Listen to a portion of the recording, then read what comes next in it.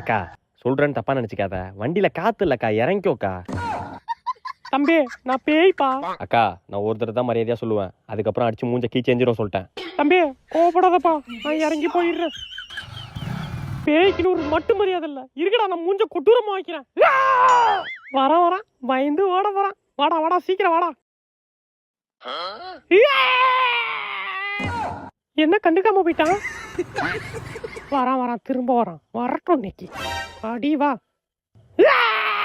அக்கா பாண்டிச்சேரி எந்த பக்கம் போனோம்? ஓ இந்த பக்கம் போகணுமா? தேங்க்ஸ்க்கா.